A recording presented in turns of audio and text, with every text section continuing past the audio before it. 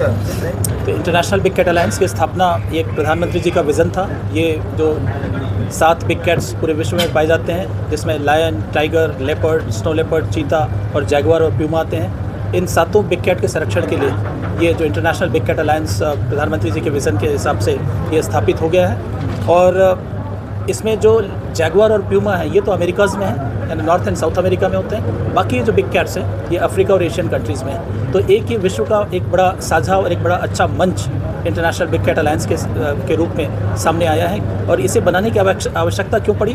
क्योंकि पूरे विश्व में यदि बिग कैट्स की संख्या को देखें, इनकी पॉपुलेशन को देखें, तो उसमें ये निरंतर उसमें गिरावट आ रही है। जैगुआर और प्यूमा वो एक अलग तरह की चैलेंज फेस कर रहे हैं। जैगुआर की संख्या तेज़ी से गिर रही है। प्यूमा के पॉपुलेशन का असेसमेंट अभी विश्व स्तर पर अभी हुआ नहीं है, लेकिन फिर भी वो जैसे अमेरिका जैसे भी देश में रोड हिट से उनकी डेथ होती है। चीता पॉपुलेशन देखें तो ये भी बड़ी रैपिडली डिक्लाइन कर रही है अफ्रीकन कंट्रीज़ में।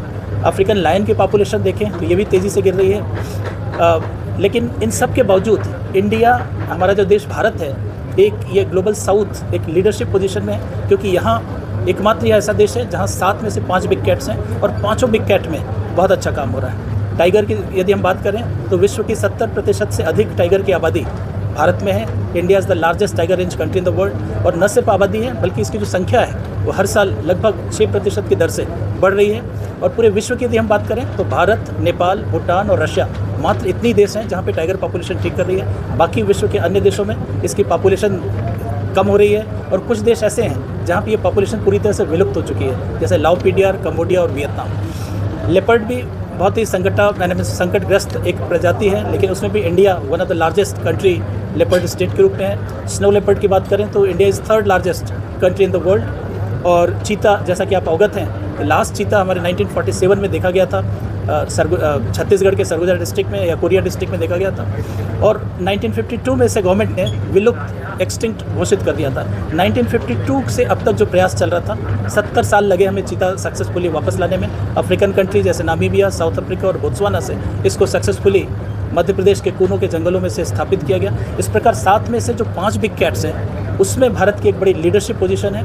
और ये जो इंटरनेशनल बिग कैट अलायंस का समिट 1 जून को दिल्ली में होने वाला है, उसमें जो भारत की एक जो लीडरशिप पोजीशन है, जो अच्छे एग्जांपल हैं, बेस्ट प्रैक्टिसेस हैं, कैपेसिटी है, टेक्नोलॉजी है, रिसोर्स मोबिलाइजेशन है, इन सब बातों पे चर्चा होगी।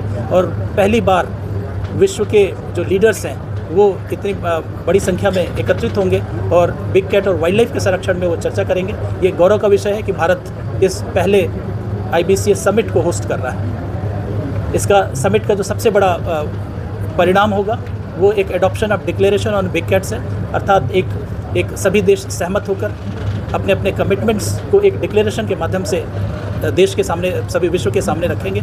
और उम्मीद करते हैं कि ये इस समिट से बिग कैट संरक्षण के विषय में एक नई ऊर्जा एक संचालित होगी।